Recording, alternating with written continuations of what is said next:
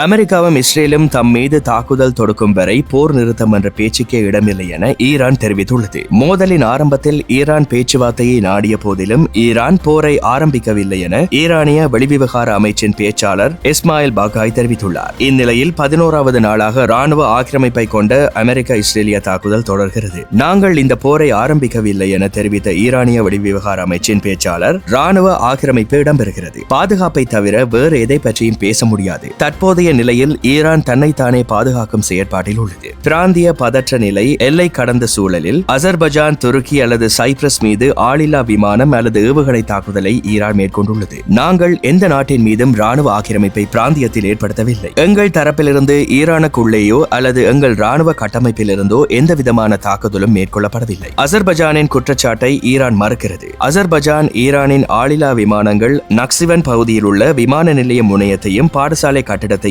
பல பொதுமக்களையும் தாக்கியதாக குற்றம் சாட்டுகிறது என ஈரானிய வெளிவிவகார அமைச்சின் பேச்சாளர் மேலும் தெரிவித்துள்ளார் என்பது குறிப்பிடத்தக்கது.